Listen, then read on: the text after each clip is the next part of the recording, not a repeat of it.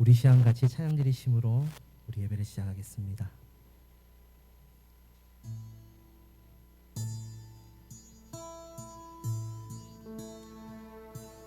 내가 주를 경외함으로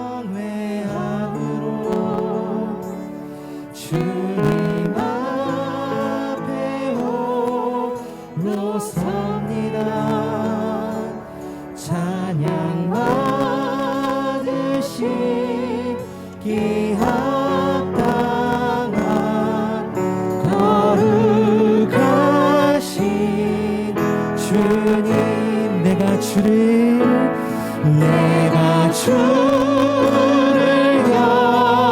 경외함으로 주님 앞에 홀로 섭니다. 찬양 받으시기 합당한 거룩하신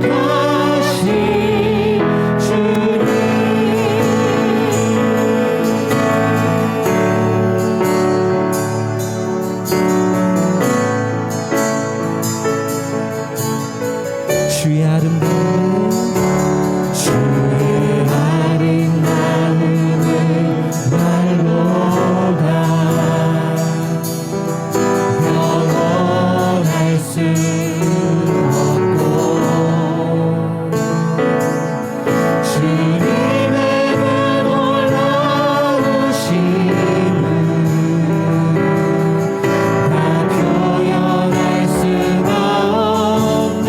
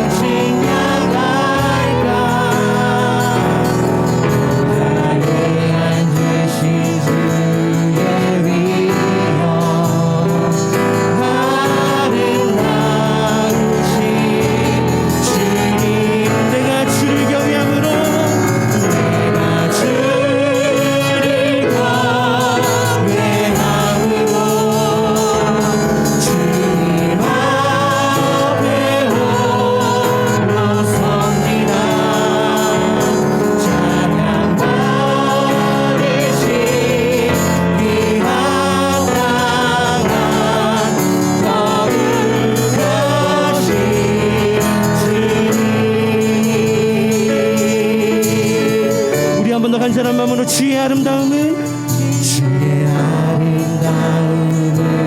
말로다 영원할 수 없고 주님의 그 놀라우심은 다 표현할 수가 없네.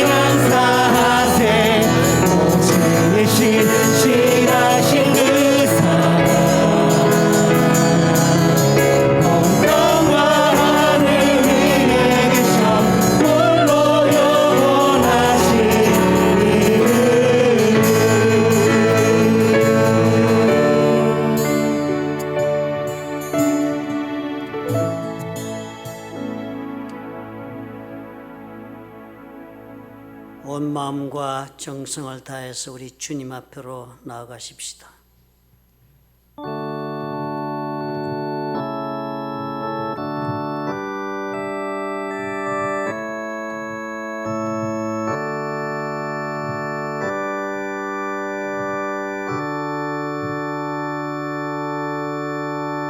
전능하사 천지를 만드신 하나님 아버지를 내가 믿사오며 그 외아들 우리 주 예수 그리스도를 믿사오니 이는 성령으로 잉태하사 동정녀 마리아에게 나시고 본디오 빌라도에게 고난을 받으사 십자가에 못 박혀 죽으시고 장사한 지 사흘 만에 죽은 자 가운데서 다시 살아나시며 하늘에 오르사 전능하신 하나님 우편에 앉아 계시다가 저리로서 산 자와 죽은 자를 심판하러 오시리라. 성령을 믿사오며 거룩한 공예와 성도가 서로 교통하는 것과 죄를 사하여 주시는 것과 몸이 다시 사는 것과 영원히 사는 것을 믿사옵나이다. 아멘.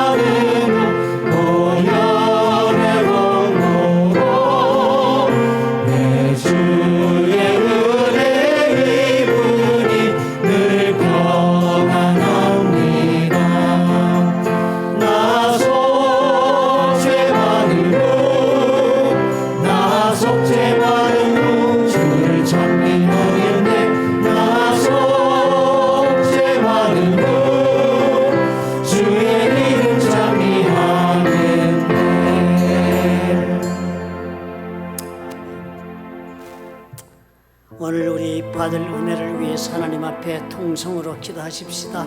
우리의 허물을 사하시고 예수 그리스도의 그 이름으로 우리 삶 가운데 성령으로 응답하시도록 오늘 이 시간 주님 앞에 통성으로 우리 나아가겠습니다.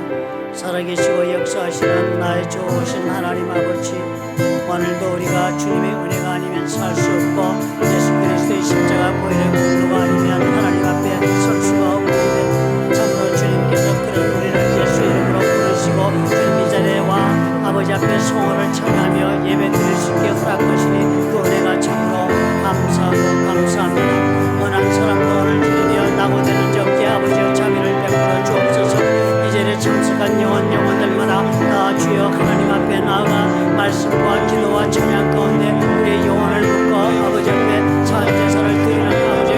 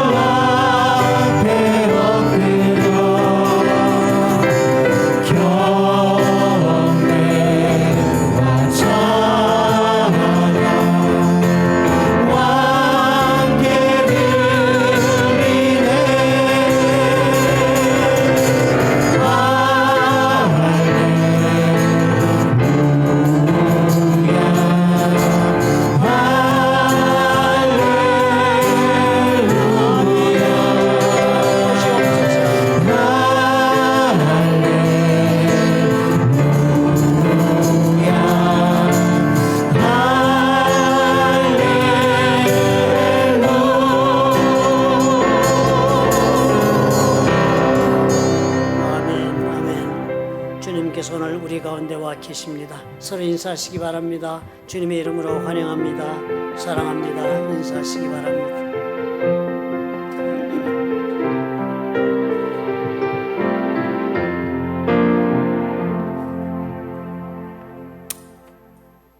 언제나 여러분 설교 노트를 보시면 오늘 제가 무슨 말씀을 어떤 순서를 통하여 드리는지가 요약되어 있습니다. 보시면 먼저 주제 한 줄로 한 문장으로 오늘 내용을 정리한 말씀이 있습니다. 그걸 읽어보시면 오늘 이 얘기를 하는구나. 그리고 그 다음에 내려가시면 시작하는 서론부가 있고 그리고 본문으로 들어가면 어떤 점들을 얘기하고 있다는 것을 중요한 점만 뽑아서 적어 놓았습니다. 가로를 이렇게 놔둔 것은 조금 관심을 가지시고 우리가 말씀을 듣게 하려고, 안 그러면 그냥 읽고 넘어가시니까요. 이 답이 뭘까는 궁금증이 있으면 그래도 말씀을 좀 귀담아 들어주실 것 같아서 괄호를 만들고 맨 밑에다가 답을 적어 놓았습니다. 조그만 글씨로. 폰트가 너무 작아서 우리 나이 드신 분들은 잘 안 보이실지 모릅니다. 그러나 밑에 답을 적어 놓았습니다. 그러나 그렇게 보시면서 가시고요. 맨 끝에 이 적용의 질문이 대단히 중요합니다. 설교를 듣고 나시면 내용을 다 기억하실 수는 없습니다. 그리고 다 기억할 필요도 없습니다. 그저 내 영혼 속에 들려준 하나님의 음성이라 생각하시고 적용의 문제를 한번 보는 것입니다. 그래서 적용 1번, 2번을 읽고는 오늘 말씀 듣고는 이 질문에 대해서 내가 무슨 답을 어떻게 할 수 있을까 하고 한번 생각해 보자 해서 그렇게 적용을 꼭 적어 드렸습니다. 그러니까 앞에 건 다 잊어버리셔도 이 적용 2개는 꼭 여러분 한 주간 동안에 묵상하시는 그런 재료로 삼아 주시기를 꼭 부탁을 드립니다. 적용하지 않으면 아무리 좋은 음식을 차려놓다 먹지 않은 것과도 똑같은 그런 결과가 됩니다. 그러면 여러분 적용 질문을 생각해 보시기를 꼭 설교 다음에 이게 나에게는 어떤 의미가 있는가라고 물어보시는 기회를 삼으시기를 부탁을 드립니다. 매주일 토요일마다 오셔서 우리 집사님이 방역을 해주셔서 사실 깨끗합니다. 그리고 여러분 너무 걱정하지 않으셔도 되고요. 아마 예민하게 생각하시는 분의 그런 소식도 전해주시기 바랍니다. 우리 교회가 곳곳에 사람 손 닿는 곳은 다 약을 치고 닦고 소독하고 그랬고, 또 주말에는 토요일날 그렇게 소독한 다음에는 그동안에 다른 사람들이 청소하시는 분 말고는 들어오지 않습니다, 성전에. 그래서 예배를 보실 때 아주 오염되지 않은 그런 환경을 우리가 유지하려고 노력하고 있습니다. 카카오톡 여러분 그룹톡에 들어가시면, 목장톡에 들어가시면은 거기에 성경 말씀 매일 읽어야 할 말씀이 링크되고 있고요. 또 그곳에서 여러분 그룹톡에 들어가시면 90일 성경 통독 프로그램도 진행되고 있습니다. 언제든지 관심 있으시면 꼭 들어가 보시고 그렇게 참여해 주시기를 부탁을 드립니다. 제가 지난주에 말씀드렸다시피 제가 다음 주부터 교회를 좀 비우도록 하겠습니다. 안식월을 제가 갖도록 그렇게 생각을 하고 있습니다. 여러분 기도해 주시기 바랍니다. 한 달 정도 제가 좀 조용히 시간을 가지고 그리고 또 목회도 돌아보고 또 말씀 전한 내용도 제가 다시 반추해보고 사역도 생각해보고 기도하면서 회복의 시간을 좀 갖고자 합니다. 여러분께서 허락해 주신 줄로 알고 잘 다녀오도록 하겠습니다. 제가 없는 동안에 설교는 우리 이경준 목사님께서 2번을 담당해 주시고 그 다음에는 추충호 목사님이라는 분을 제가 초청을 했습니다. 10월 마지막 주 11월 첫째 주에는 그분이 오셔서 2번 설교를 하시는데요. 이 미국의 이민사 중에 오렌지 카운티 제일 먼저 오셔서 교회를 개척한 분이 목사님 성함이 추원호라는 분이십니다. 그 추원호 목사님이 제일 먼저 오렌지 카운티 교회를 개척했습니다. 오렌지 카운티 한인교회라고 그렇게 개척하신 것으로 알아요. 그분의 동생인데요. 제가 전도사로 생활할 때 한 교회에서 같이 잠깐 교회를 섬기셨던 분입니다. 그래서 초청을 했습니다. 제가 아닌 다른 분들의 말씀을 들으면 그분들의 또 인생은 또 다르니까 또 다른 말씀이 되고 은혜가 또 있을 줄로 기대합니다. 여러분께서 제가 없더라도 꼭 자리에 같이 해주시고 그리고 예배를 드리며 은혜를 받으시기를 부탁을 드립니다.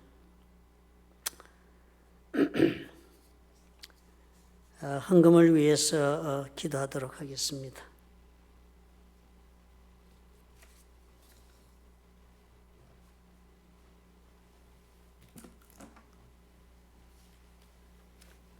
사랑의 하나님 아버지, 모든 일을 주님 계획 가운데 아버지께서는 운행하신다고 말씀하신 대로 우리의 삶이 주님의 불꽃 같은 눈동자로 보살핌 아래 그 계획 가운데 인도함을 받아 오늘 이 자리까지 온 것이 참으로 감사하고 또 감사합니다.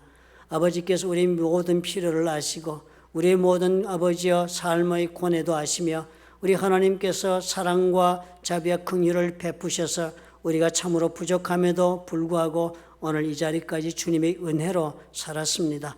아버지께서 참으로 베푸신 그 은혜가 크고 주님께서 허락하신 축복이 너무나도 감사해서 오늘 우리의 마음을 실어 예물을 아버지께 올려드립니다. 이 예물에 우리의 마음이 있고 또한 우리의 삶이 담겨 있음을 아버지께서 아시는 줄 압니다.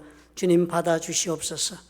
이 예물을 받으시고 우리의 마음도 우리 삶도 주님 받으시고 주님께서 기쁘게 흠양하시고 또 응답으로 축복해 주옵소서. 주님께서 허락하시는 것으로 우리 삶에 아버지의 열매가 많이 맺히고 또한 주님 주신 것으로 하나님 말씀을 따라 우리가 서로 사랑하고 베풀고 용서하며 또 영혼을 구하며 하나님 섬기는 일을 하기에 부족함이 없도록 아버지께서 채워주시옵소서.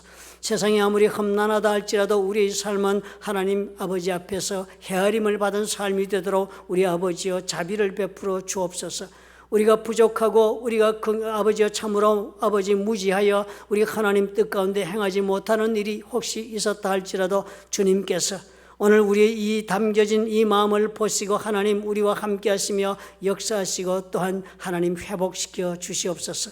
우리의 기도를 주님이 또한 들으시사 하나님께서 하늘문을 여시고 응답하셔서 우리 하나님은 과연 살아계시고 우리의 삶의 주가 되심을 아버지여 증거해 주셔서 우리가 참으로 예수를 믿고 살아가는 이 모습을 보고 세상이 주님 앞으로 돌아오는 은혜가 넘치도록 아버지께서 축복해 주시옵소서. 불렀던 좋은 길을 주님 축복하셔서 주님 다시 오실 길을 예비하는 아버지여 믿음과 사랑과 아버지여 참으로 주님 긍휼을 베푸는 교회가 될 수 있도록 하나님 축복해 주시고 늘 기도에 열심히 있고 말씀에 쓰는 교회가 되도록 우리 주님 허락해 주시옵소서. 예수님 이름으로 감사하고 축복하며 기도합나이다. 아멘. 성경 말씀 우리 보도록 하십시다. 시편 34편 11절을 우리 같이 보도록 하십시다. 같이 합독하겠습니다. 시편 34편 11절입니다. 너희 자녀들아 와서 내 말을 들으라. 내가 여호와를 경외하는 법을 너에게 가르치리로다. 아멘.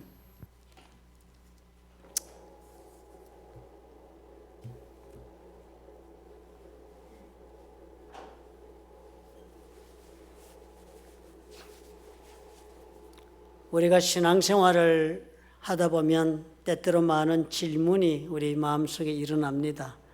왜냐하면 삶을 살아가는 가운데 참으로 우리가 예상치 않은 문제에 부닥치기도 하고 이제 예상치 않는 그런 고뇌에 우리가 빠지기도 하는 일들이 비일비재하게 벌어지는 것이 인생살이기 때문입니다. 신앙생활을 그렇게 해가다 보면 결국은 그래서 내가 믿어서 어쩌자는 것인가, 내가 이 믿는다는 것이 과연 무엇을 내가 믿고 있는 것인가 하는 이런 아주 근본적인 질문을 다시 해보게 되는 그런 때도 찾아오는 것입니다. 신앙생활이 우리가 말은 쉽지만 해보니까 참 우리가 그 믿음으로 산다는 것이 그 말처럼 녹록한 일이 결코 아니란 것을 우리가 발견하기 때문인 것입니다. 쉽지 않은 신앙의 길이란 것을 우리가 알기 때문에 우리는 참으로 그럴 때마다 좀 쉬운 답이 필요하다. 이 힘들게 걸어가는 인생길에서 신앙에서만이라도 좀 쉬운 답은 없을까 하는 이런 간절한 소원도 품기도 하는 것입니다. 이것이 신앙의 길이다. 이렇게 간단하게 한마디로 이렇게 알려주는 말씀이 있으면 좋겠다. 그렇게 또 간단하게 받아들일 수 있으면 좋겠다. 너무 조건도 많고 너무 어렵고 그리고 요구하는 그 기준도 높고 그래서 참으로 받아들이기 어렵다. 좀 쉬운 것은 없을까 하는 생각을 할 때가 많이 있는 것입니다. 그러나 우리가 이 어떤 경우에보다도 모든 신앙의 무슨 이론이고 기준이고 이런 법 이전에 우리가 단 한 가지 제일 먼저 우리가 기억해야 할 것은 지금 우리가 살고 있는 이 세상은 결코 완전한 세상이 아니다 하는 사실입니다. 다른 말로 표현을 하라 하면 우리는 타락한 세상에 와서 살고 있는 그런 사람들이다 하는 사실을 기억해야 한다는 것입니다. 타락했다는 말은 우리가 애초에 어떻게 해요? 창세기에서 말하는 것처럼 에덴 동산 낙원에서 이 땅으로 우리가 쫓겨온 그런 사람들이다, 그렇게 표현할 수가 있겠습니다. 그러므로 이 땅이 그렇게 타락한 땅, 이 땅이 참으로 낙원에서 쫓겨난 우리가 사는 그런 땅이라면 이 땅에서는 무슨 완전한 정의가 존재할 수가 없는 땅인 것이 시작부터 명백한 것입니다. 이 땅에 사는 동안은 그러니까 모든 것이 불공평하게 마련이고 모든 것이 도덕적이지 못하고 부도덕적인 것이 많고 이 땅에 사는 동안에 일어나는 일들은 자비롭지 못하고 무자비스럽고 폭력이고 비상식 등이 난무하는 것이 오히려 정상인 것이 이 땅에서의 삶이다. 우리가 그렇게 늘 발견하지 않습니까? 타락한 세상이기 때문에 그런 것입니다. 그런 까닭에 우리 하나님께서는 하나님을 믿는 모든 성도들에게 하나님을 믿고 그 믿음 가운데 살고 있는 모든 사람들을 이제 이 타락한 땅에서 건져내셔서 우리가 애초에 하나님께서 살기를 원하셨던 그 하나님의 나라 낙원으로 우리를 다시 데려가기를 원하고 계신다는 사실을 우리가 잊지 말라는 것입니다. 이것이 모든 것의 시작이 되는 것입니다. 정의가 있고 자비가 있고 사랑과 공평함이 있으며 참으로 하나님의 자녀답게 살 수 있는 그 곳으로 우리 하나님은 우리를 건져서 다시 데려가기를 간절히 원하고 계신 것입니다. 하나님은 그런 계획을 우리를 향하여 가지고 있는 까닭에 오늘도 그 계획을 따라서 하나님께서는 그 계획을 따라 하나님의 시간표를 만드시고 그 가운데 많은 일들을 우리 하나님이 진행해 가고 계신 것입니다. 인류가 낙원을 떠난 지도 오랜 세월이 지났지요. 그렇지만 그 긴 세월 동안에 한 번도 하나님은 자신의 계획, 이 모든 하나님의 자녀들을 다시 나의 나라로 데리고 가겠다는 그 계획을 멈추신 적은 없습니다. 이것을 이해하는 것으로부터 우리 신앙생활이 시작되어야 합니다. 왜냐하면 우리는 이런 하나님을 믿어야 하기 때문인 것이에요. 이런 하나님이기 때문에 이런 하나님의 인도하심에 따라서 우리는 어떻게 해요? 결국은 우리 모든 것은 하나님의 나라로 내가 다시 들어가는 그 과정을 밟는 길에 들어서는 것이 신앙의 길이 되고 있기 때문입니다. 신앙생활은 그래서 가장 중요한 것이 이것이라는 걸 우리가 다시 확인할 수 있어야 돼요. 무엇보다도 신앙의 가장 중요한 것, 가장 기본이 되는 것, 신앙에 있어서 우리의 출발점이 되는 우리 사고는요, 하나님의 나라로 우리를 데려가시겠다고 하는 그런 하나님을 우리가 믿는다 하는 것입니다. 그런 하나님 믿는 것이에요. 하나님의 사랑의 하나님의 자비의 하나님의 아무리 복잡한 얘기를 우리가 한다고 해서 그것이 하나님의 정체를 설명하기는 부족한 것입니다. 가장 중요한 것은 하나님은 나를 데리러 가시려고 지금 이 땅에 와 계신다 하는 것입니다. 이것이 우리가 동의하지 못하면 신앙생활을 한다, 나는 예수를 믿는다 하면서도 신앙을 따라 사는 것이 어려워집니다. 왜냐하면 하나님은 나를 데려가시는 것을 목적으로 하고 나를 만나시고 역사하고자 하시는데 나는 하나님과 함께 내가 가고 싶은 곳으로 가고 있다면 우리는 결코 공존할 수 없는 관계 속에 놓입니다. 서로가 불화하게 되고 서로가 뜻이 맞지 않아서 티격태격하게 되는 일이 우리 삶 가운데 벌어지는 것입니다. 여러분 신앙생활 지금 어떻게 하고 계세요? 순조롭게 하나님과 함께 한 방향을 향하여 걸어가고 계십니까? 아니면 내가 가고 싶은 곳으로 가는 것을 동의해 주지 않으시는 하나님과 지금 씨름하고 계십니까? 우리는 누구를 믿는다 할 때요, 이 믿는다는 것이 두 가지 의미가 있습니다. 믿는다는 것이 다 믿는 것이 아닙니다. 하나는요, 우리는 사람을 믿는다고 누구를 믿는다 할 때 그 사람을 믿는다고 우리가 말은 하지만 실제로 우리가 믿고 있는 것은 그 사람의 하는 일이나 능력을 믿을 때 우리가 그렇게 말을 합니다. 예를 들면 병원에서 우리가 만나는 우리의 주치의들, 그 의사 우리가 믿지요. 어떻게 믿습니까? 의사가 병에 대해 진찰해 내리는 그 진단과 그리고 또 약을 써주는 그 처방을 우리가 믿습니다. 의사가 이렇게 하면 병을 치료받는다는 그 말은 믿습니다. 그러나 그 의사가 우리 삶의 진로나 내 영혼의 문제나 혹은 아니면은 또 내가 어디에 어떻게 경제 활동을 해야 하는가를 얘기할 때 우리는 그 의사를 결코 믿지 않습니다. 단지 어떻게 해요? 그 주치의 능력을 내가 인정하고 신뢰하는 것은 너의 질병에 관한 것이니까 그 부분만 믿습니다. 그럴 때 우리는 어떻게 말합니까? 나는 그 의사를 믿는다, 그렇게 말하지요. 우리가 자동차를 타고 다니면 간혹가다 우리가 차를 우리가 수리하거나 손보고 정비하기 위해서 자동차 미케닉에게 자동차를 가지고 갑니다. 우리는 그 미케닉을 믿으니까요. 자동차를 맡깁니다. 그렇지만 그 미케닉을 믿는다고 해서 그 미케닉이 내 자녀 교육에 관하여서 주장을 펼친다고 그 교육에 대한 이론을 내가 받아들이지는 않습니다. 그 미케닉이 내 건강을 위해서 어떻게 무슨 약을 먹으라고 얘기한다고 해서 그 미케닉이 추천하는 약을 내가 먹지는 않습니다.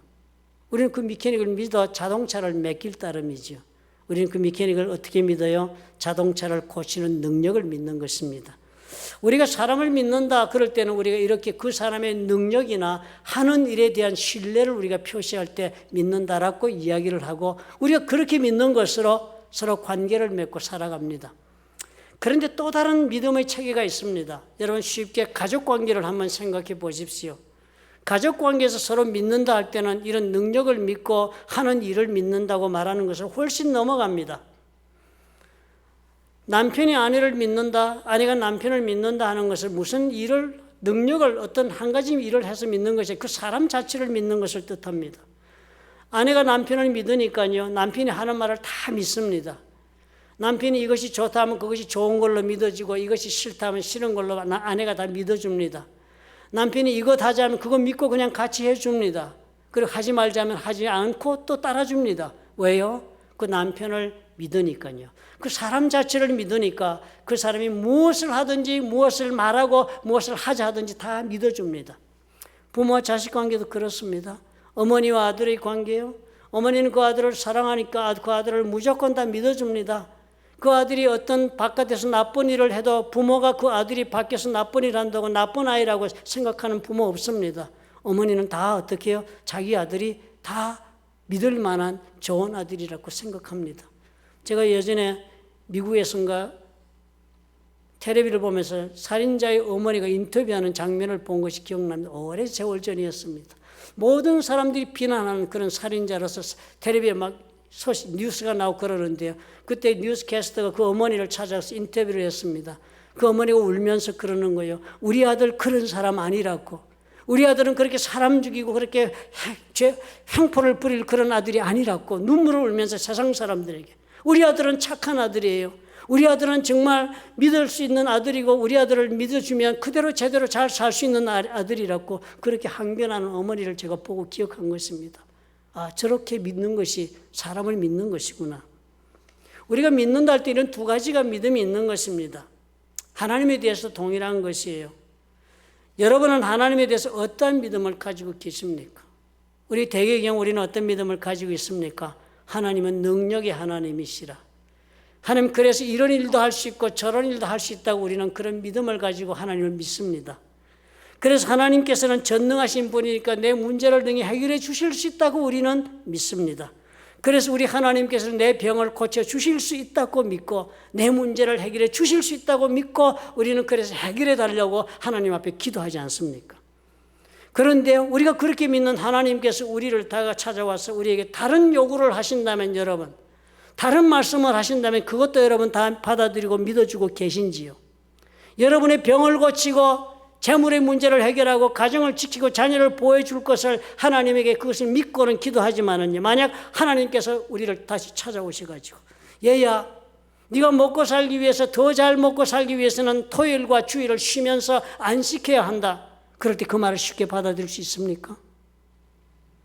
가게를 그때는 문을 닫고 그리고 하나님 말씀대로 토요일날 주일을 쉬면서 하나님 예배드리고 말씀 보고 기도하고 살 수 있겠습니까? 토요일날 매상이 제일 많은데요. 하나님께서 아무리 네가 돈에 쓸 것이 많다 할지라도 15일절을 떼어서 하나님의 사업을 드려야 한다 그랬을 때 지금 당장 페이먼이 밀려있고 아이들이 해달라는 것이 있는데 15일절을 내면 그 모든 것을 포기해야 하는데 그걸 믿고 실천하실 수 있습니까? 하나님께서 원수를 용서하라 하시는데 그렇게 용서하실 수 있어요? 우리는 아마 하나님께서 그런 것을 요구하시면 쉽게 실천하기보다는 수많은 나만의 이유를 하나님 앞에 늘어놓으면서 하나님과 실갱이를 시작할 것입니다. 이런 경우 우리가 믿는 하나님은 어떤 하나님 우리가 믿고 계신다고 결론 내려야 하겠습니까? 우리는 우리 하나님의 능력을 능히 믿어서 뜨겁게 우리가 기도하면 우리를 응답하셔서 문제 해결을 해 주실 하나님을 믿지만 그 외 모든 문제에서 내가 원하지 않는 일을 주께서 말씀하실 때는 내가 받아들일 수 없고 동의할 수 없는 그런 하나님을 믿는 것이라면 우리는 하나님의 능력만 믿지 하나님 그분 자신을 결코 믿는 것이 아닙니다. 우리는 하나님을 인격 그 자체로 신뢰하고 믿는 사람이 아닌 것이에요. 그러니까 우리는 무조건적으로 하나님 말씀을 다 받아들이고 다 실천하는 것을 선택하지 못합니다. 믿음이 없는 것은 결코 아니지요. 그러나 하나님을 믿는 것이 아니라 우리는 하나님의 능력을 믿고 있는 것입니다. 하나님은 이런 믿음을 기뻐하지 않으십니다. 하나님은 하나님의 능력을 믿기보다는 하나님 그분 자신을 믿기를 원하고 계신다 하는 것을 우리는 빨리 깨달아야 합니다. 여러분, 아브라함을 한번 기억해 보십시오. 아브라함은 성경 어디에도 없는 칭찬을 하나님으로부터 받은 사람이 아브라함입니다. 하나님 뭐라고 칭찬했습니까? 아브라함이 이를 믿으니 그를 의롭다 여겼다는 그런 놀라운 칭찬을 들은 사람입니다. 그 장면이 어떤 장면이었는가를 우리가 한번 되살려 보시기 바랍니다. 아브라함이라는 사람은 본래 갈대아 우르 지방에서, 지금은 이락 지방입니다. 그곳에서 하나님 불러내십니다. 그래서 가나안 땅, 지금의 팔레스타인 땅으로 그렇게 이민을 간 사람입니다. 하나님께서 이 아브라함에게 해주신 약속이 대단히 컸습니다. 그래서 그 약속을 믿고 가나안 땅 팔레스타인으로 왔지만 현실은 대단히 막막했습니다. 안정된 중산층 자영업을 하던 사람이었어요. 선물가게 하던 사람입니다. 갈대아 우르에서 신전의 모형을 만들어서 기념품 장사하던 사람이에요. 은장색을 해가지고 은으로 기념품 만들어 팔던 사람이 아브라함입니다. 그래서 안정되게 살고 있던 사람이 하나님 말씀을 따라 600마일이 넘는 먼 길을 도보로 걸어서 전혀 그 당시에는 갈대아 우르에 비교할 수 없는 아주 후진 그런 시골이나 다른 곳이 다를 바가 없는 그런 가나안 땅에 들어와 사는데 이제는 가나안 땅에서 정착하지도 못한 채 유목민으로 그렇게 떠돌아 살고 있었을 때였습니다. 이 사람 하나님의 말씀을 믿고 그대로 살아왔지만 그 사람의 삶의 현실은 어떻게 해요? 하나님이 자신에게 해준 그 화려한 약속보다는 비교도 되지 않는 처참한 그런 아주 혼란스러운 현실을 지금 마주 대하면서 살아가고 있는 기간이었습니다. 그런 때요. 그런 중에 하나님께서 아브라함을 찾아오신 것입니다.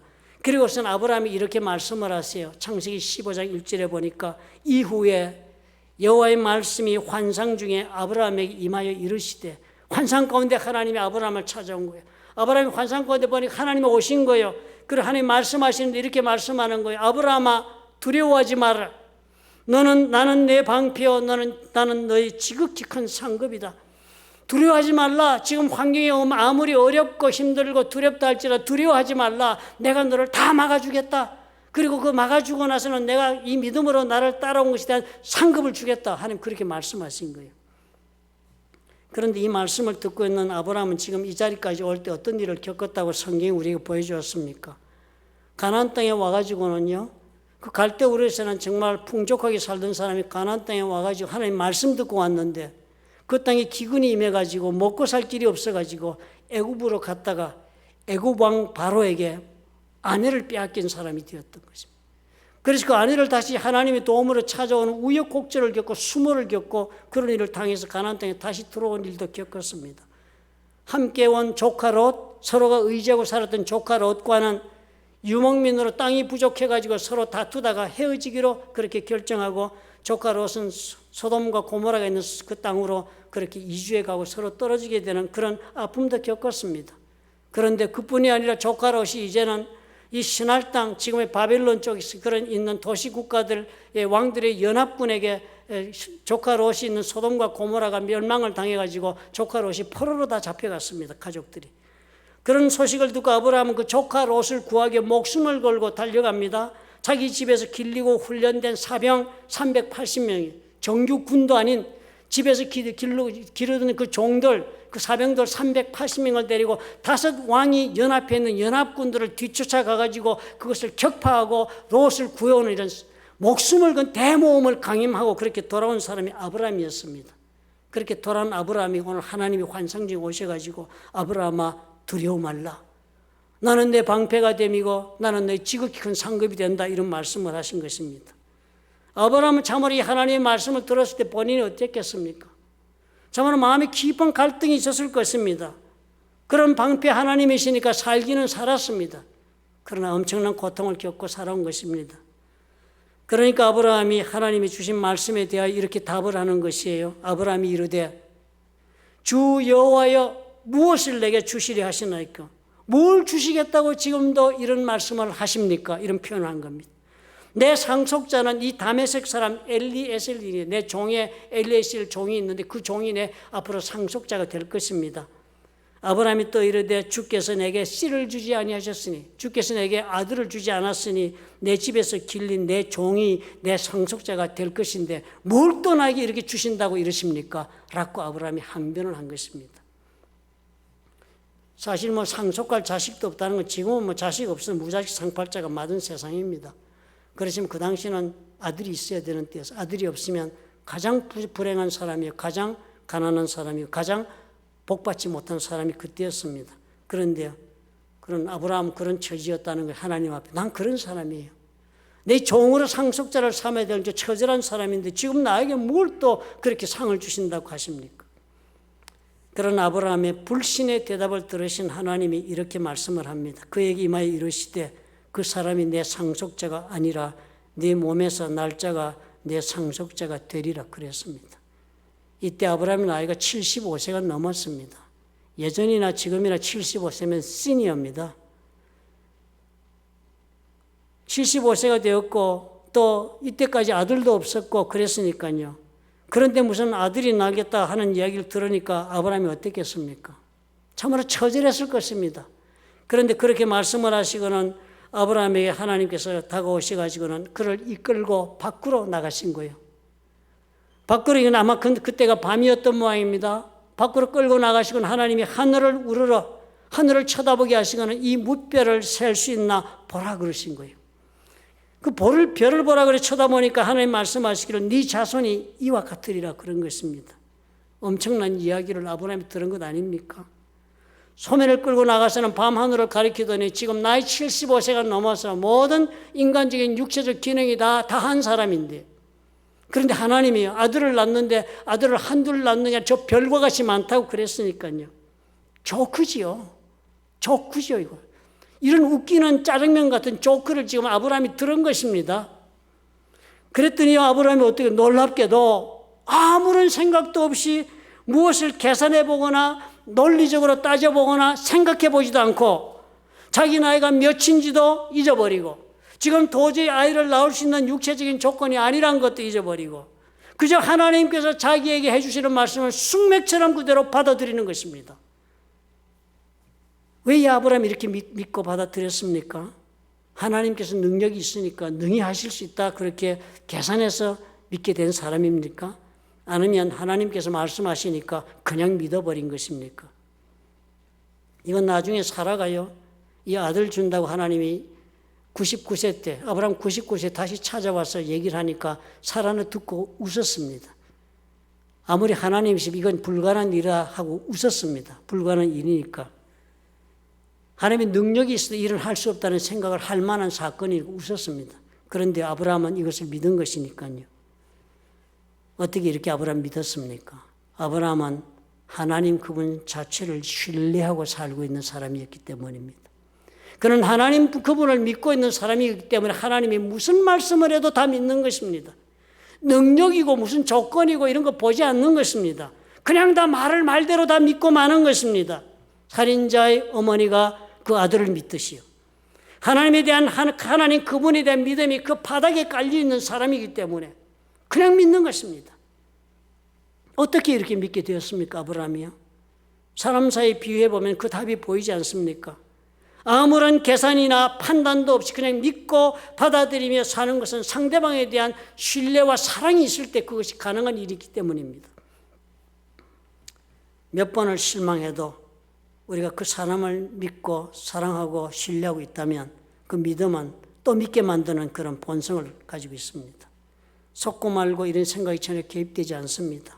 가능할까 불가능할까 이런 생각하지 않습니다. 그냥 우리는 믿고 받아들입니다.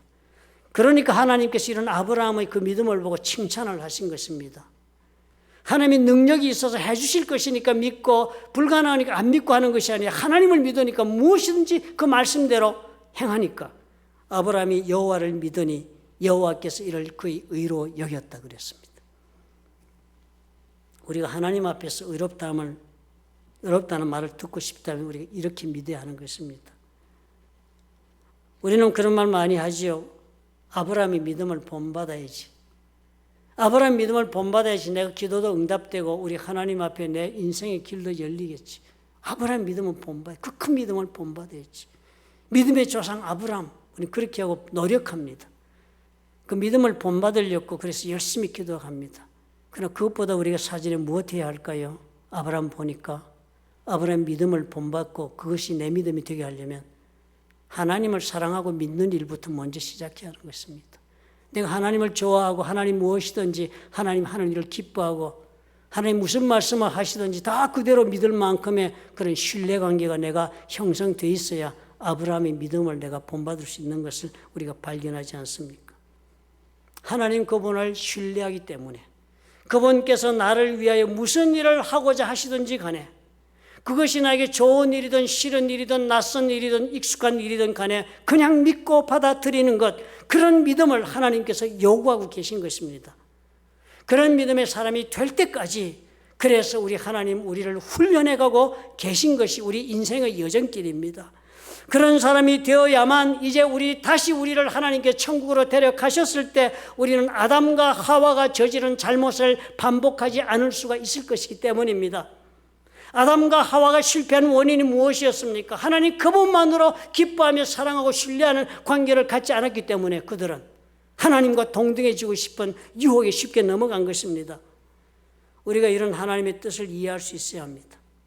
하나님 그분 자체를 좋아해서 믿고 사는 사람이 되도록 하기 위해 하나님께서 우리에게 진정한 믿음을 가지고 신앙의 훈련을 거쳐서 그런 사람으로 거듭나게 하려고 신앙의 훈련을 우리에게 부과하고 계신다는 사실을 우리가 믿어야 할 것입니다.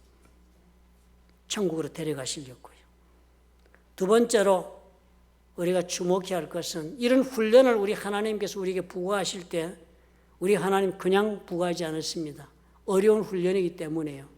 우리에게 동기를 부여하시기 위한 큰 장치를 가지고 우리를 끌고 갔습니다. 그것이 바로 상급과 징벌의 방법입니다. 하나님 우리에게 동기부여를 하시려고요.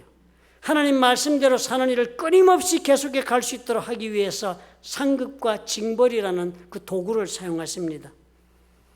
하나님이 원하시는 믿음을 우리가 소유하는 것이 자연스럽게 일어나는 일은 결코 아니기 때문입니다. 우리가 한 번은 노력하고 두 번은 노력할 수 있을지 몰라도 끊임없이 반복해서 노력한다는 것은 어렵기 때문에 하나님께서 상을 그리고 또 징벌을 주시는 방법을 우리에게 제시하시는 것입니다. 우리가 이때까지 많은 훈련에 관한 말씀을 나누어 보지 않았습니까?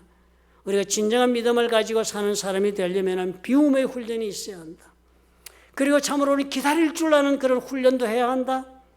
고통을 우리가 하나님 앞에서 우리가 참으로 고통을 통하여 내가 다른 사람으로 그렇게 내 속에 다른 성품을 빚어내고자 하는 하나님을 우리가 알고 고통의 훈련을 감수해야 된다. 삶의 고통을 받아들일 줄 알아야 한다.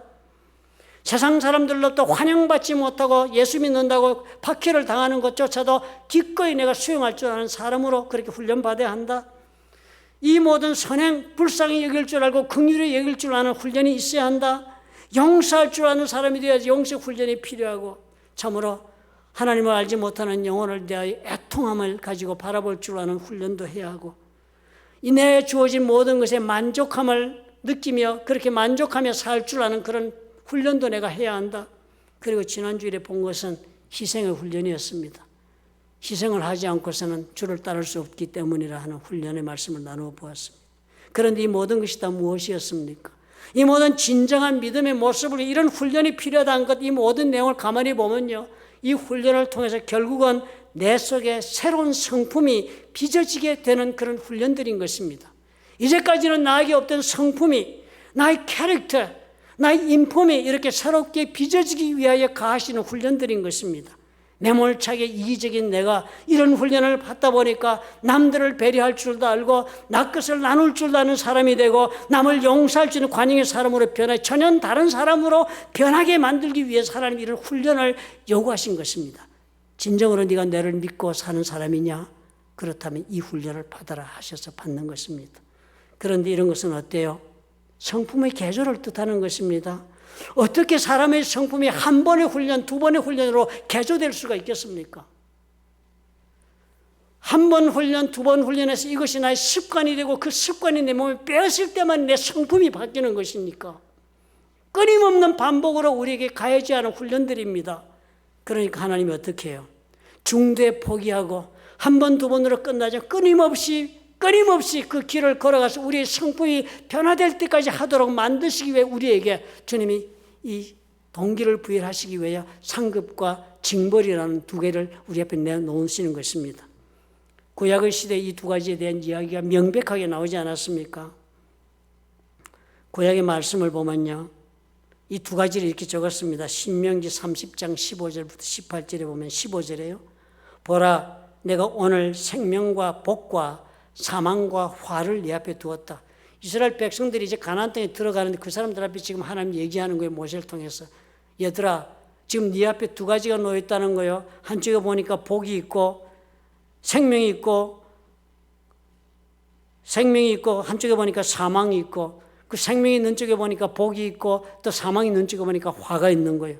이 두 가지가 이렇게 구분되어 네 앞에 있는데 곧 내가 오늘 네게 명령하여 네 하나님 여호와를 사랑하고 그 모든 길로 행하며 그의 명령과 규례와 법도를 지키라 하는 것이라.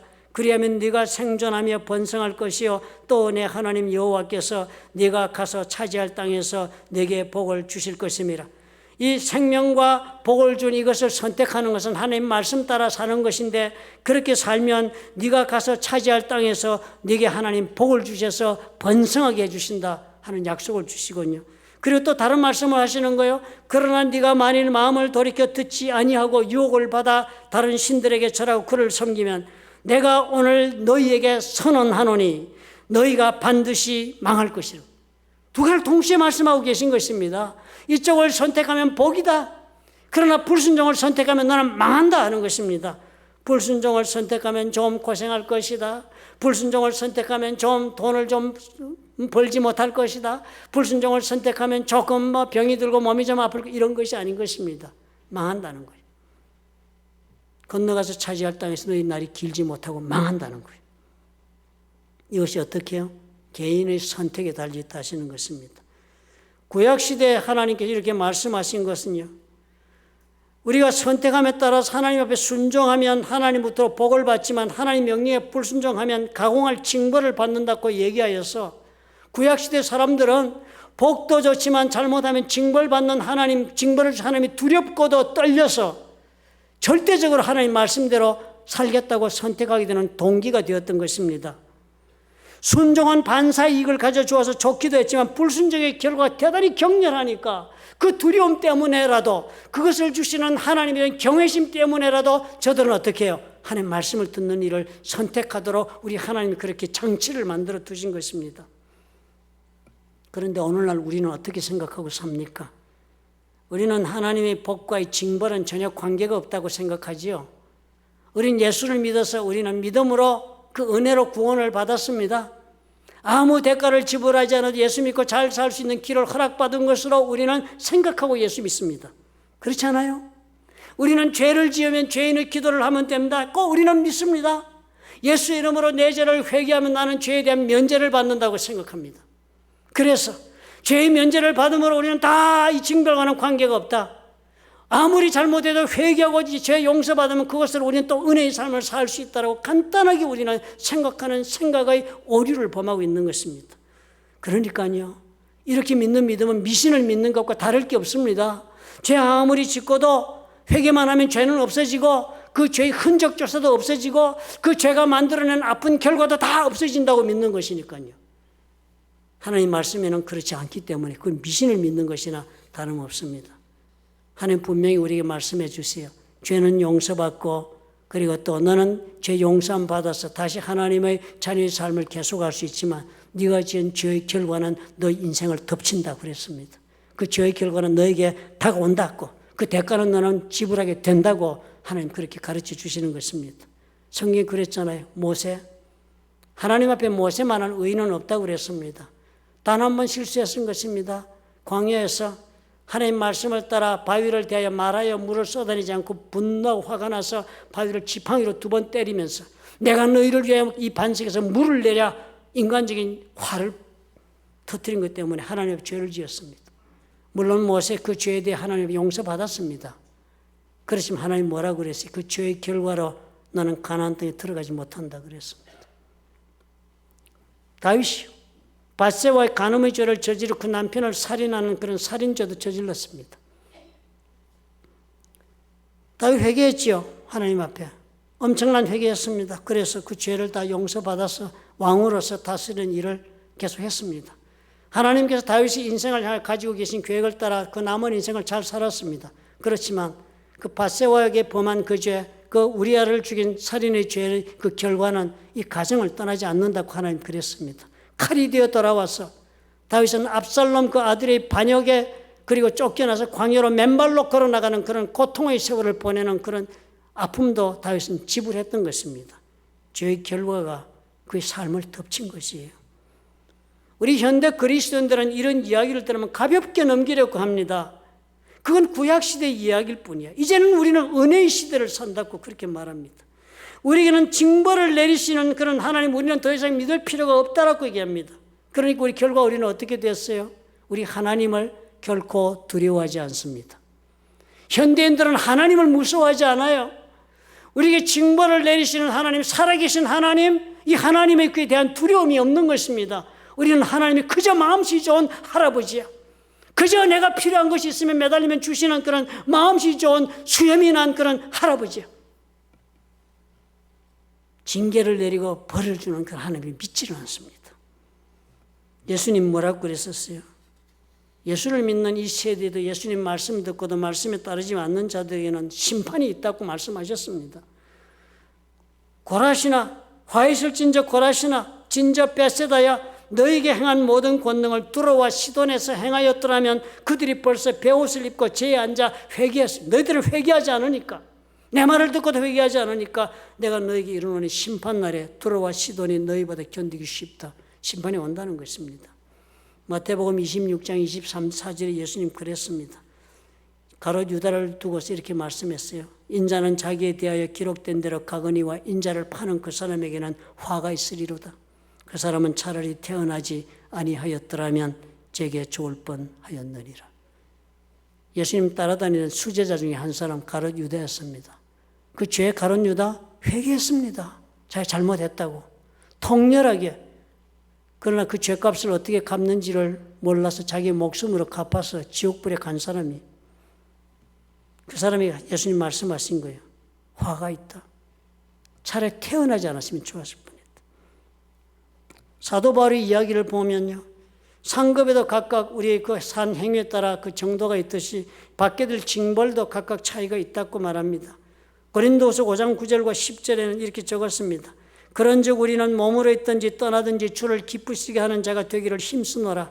이는 우리가 다 반드시 그리스도의 심판대 앞에 나타나게 되어 각각 선악간에 그 몸으로 행한 것을 따라 받으려 함이라. 선악간이라고 그랬습니다. 선은 보상을 받고 악은 징벌을 받는다는 거예요.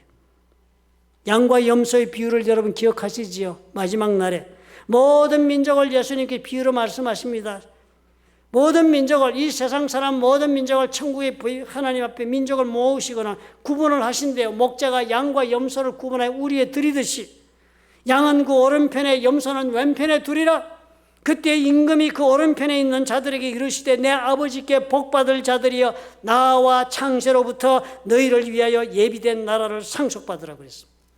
그런데요, 왼편에 세운 염소를 향하여서 뭐라고 그랬습니까?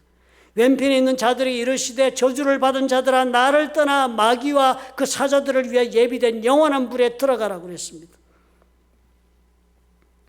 징벌은 격렬한 정도를 넘어서서 사망에 이르고 그리고 지옥불에까지도 가는 그런 벌이 있다는 것입니다. 그런데 우리는 이걸 쉽게 생각하고 살지 않아요. 우리는 상급에 대해서는 대단히 민감합니다. 상 받는 문제. 그러나 불순종한 자에게 내리시겠다는 징벌에 대해서는 너무나도 무감합니다. 그러니까 그리스도를 사는 것이요. 너무 안일한 것입니다. 상은 받지만 벌이 없는 삶이니까요. 그리스도는 우리 삶에서 안일하게 격렬함이 없습니다. 예수만 믿으면 징벌조차도 죄의 결과조차도 없는 것으로 착각하니까요. 죄는 용서받지만 그 죄가 결과가 내 삶을 괴롭히고 고통 가운데 몰고 간다는 생각은 하지 않으니까요. 기억해야 돼요. 죄는 용서받아도 죄의 결과는 반드시 하나님께서도 걷어가시지 않으신다는 걸 우리가 기억해야 합니다. 우리가 이것을 제대로 믿는다면 이런 우리 하나님의 그 징벌에 대해서 우리가 어떻게 두려움을 품지 않을 수가 없을 것입니다. 이것을 시편 기자 오늘 우리가 읽은 34편 21절에서 하나님을 경외하는 마음이라 그렇게 표현했습니다. 이때 사용된 히브리어 경외라는 단어는 단순히 두려움을 뜻하는 단어가 아닙니다. 나보다도 높은 분에 대해 두려움을 느낄 뿐만 아니라 그분에 대한 경외심, 존경하고 그리고 또 경이로운 존경심, 그리고 또 두려움과 함께 그분에게 정말 명예롭게 그분을 높여드리는 마음, 이런 것으로 우리가 바라볼 때 그 마음을 가리켜 경외하는 마음이라 그러고, 그 면전 앞에 그런 마음을 품고 서 있는 것이 이 경외한다는 단어의 뜻이 됩니다. 그러니까 이 경외함은 하나님께서 나에게 그 무섭고 두려운 모습으로 임한다 할지라도 그 자리를 떠나지 않고 그 하나님께서 말씀하시는 것에 내 온 삶을 그대로 맡기는 것을 뜻하는 그런 것이 경외함의 마음의 표현입니다. 그러니까요, 창세기 22장 12절에서 아브라함이 하나님의 그 명령을 따라 그 아들 이삭을 번제로 드리라는 말씀에 이를 달지 않고 아들을 번제로 드리러 간 그 아브라함의 행위를 보고 하나님이 이렇게 말씀하시는 거예요. 네가 네 아들 독자까지도 내게 아끼지 아니하였으니 내가 이제야 네가 하나님을 경외하는 줄을 아노라. 아브라함 그 말 한 거예요.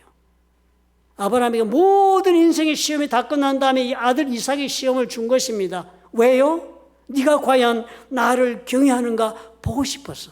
그래서 내가 이 번제의 시험을 주었다 하신 것입니다. 저와 여러분 어떻겠습니까? 우리 신앙생활에서 우리가 왜 이런 긴박감이 없습니까? 그리스도인으로 살고 있는 치열한 다툼이 없습니까? 그리스도인으로 살기 위해서 우리가 어떻게 이 신앙을 지키기 위해 실천하기 위한 갈등과 노력이 없습니까? 왜 아니랄까요? 우리 하나님 경외하지 않으시기 때문에 그렇다 할 수 있습니다. 요즘 넷플릭스 여러분 보시고 계신지요? 오징어 게임이라고 여러분 안 보신 분은 꼭 보시기 바랍니다. 한국에서 이렇게 세계를 정복하는 일이 별로 없습니다. 요즘 문화로 정복하면 세계를 정복하는 거예요. 예전에 뭐라 그러지 무슨 기생충인지 뭔지 영화 오스카 상 탔더래. 나는 그게 왜 상을 탔는지 이해를 못해가지고 아직도 어리둥절합니다. 무슨 저런 작품에 상을 주냐. 뭐 받았어요. 그래서 세계적으로 알려졌죠. 그런데 이번에는요.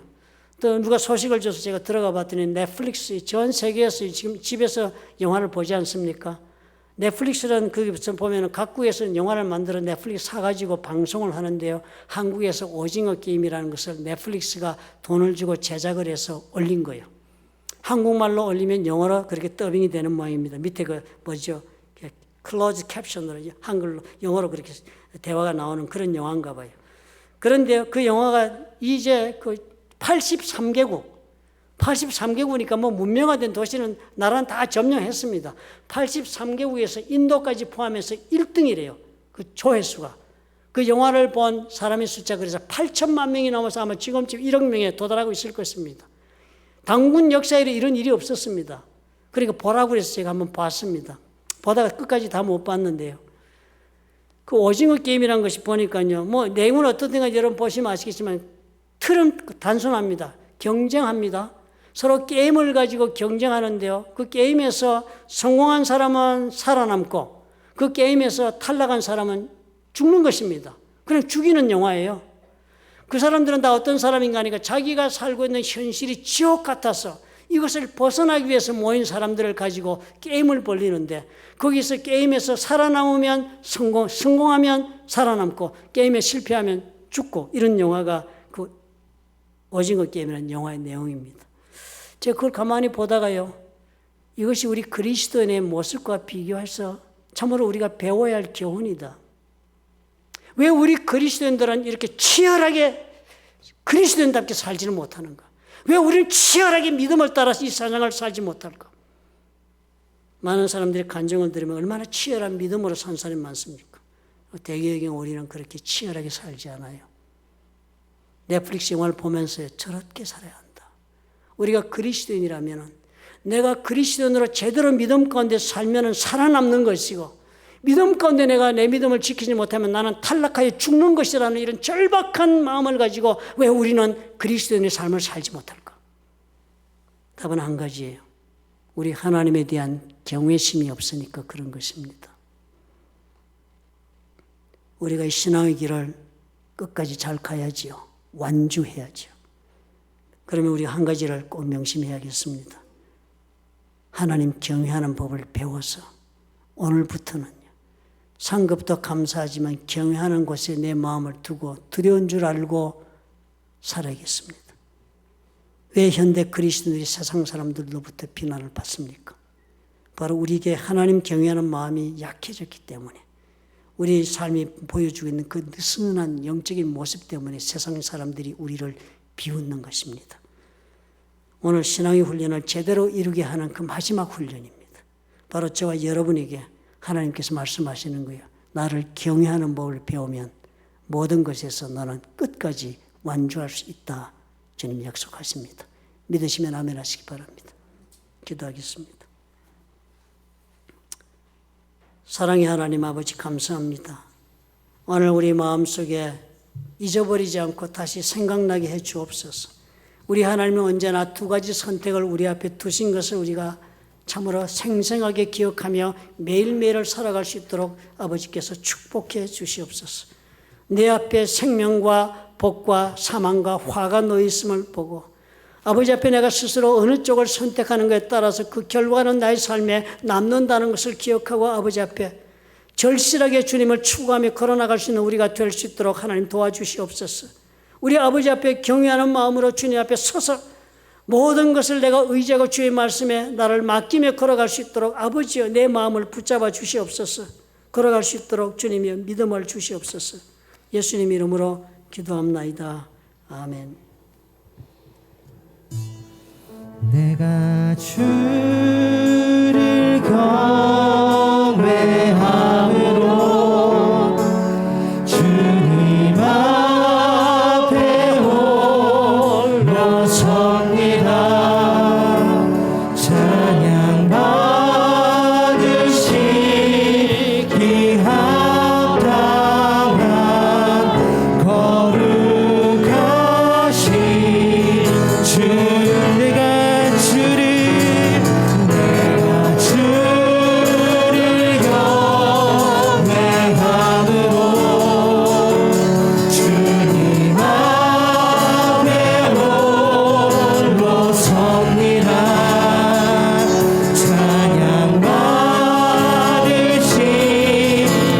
합당한 거룩하신 주님. 주의 아름다움은 말로나 표현할 수 없고 주님의 그 놀라우심은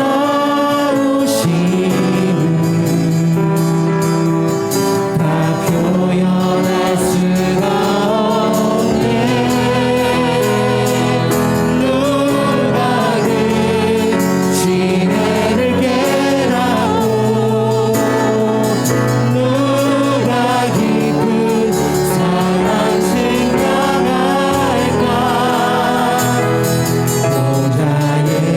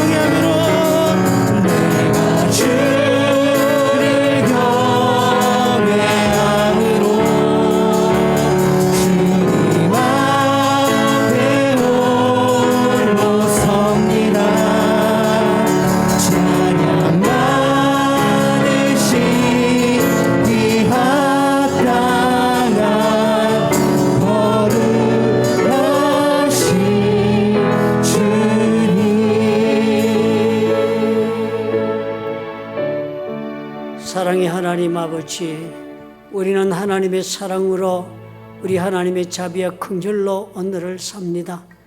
그러나 아버지여, 또한 우리가 꼭 잊지 말고 가슴에 품기를 원합니다.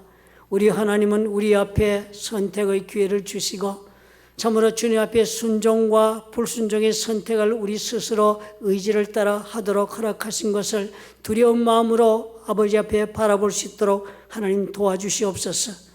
그리해서 참으로 하나님 앞에 내가 받을 상급 누리는 은혜도 크다 할지라도 아버지의 뜻을 저버리고 걸어나가는 자에게, 하나님을 대적하는 자에게, 우리 하나님을 버리는 자에게 따르는 그 죄의 결과가 얼마나 무섭고도 두려운가를 알아서 언제나 하나님 임재하심 가운데 우리가 두렵고 떨리는 마음으로 자신을 지켜갈 수 있도록 우리 주님 경외하는 마음을 배울 수 있도록 축복해 주옵소서. 하나님 아버지께서 그런 마음 아버지 우리가 품어 하나님 계획하신 길 우리가 다 달려서 아버지 앞에 감사와 찬양과 영광을 돌리는 우리 삶이 되도록 우리 하나님 보호하여 주시옵소서. 이제는 우리 주 예수 그리스도의 은혜와 아버지 하나님의 극진하신 사랑과 보혜사 성령님의 교통하심이 주의 말씀을 따라 하나님 앞에 경외하는 마음을 품고 믿음 가운데 자신을 쳐서 복종시키며 걸어가기로 결단하고 하나님 앞에 일어선 하나님의 사랑하는 자녀들과 그들의 생업과 가정 위에 보혈로 값주고 세우신 풀러튼 좋은 교회와 파송하신 선교사들 위에 지금부터 영원토록 함께 하실지어다. 아멘.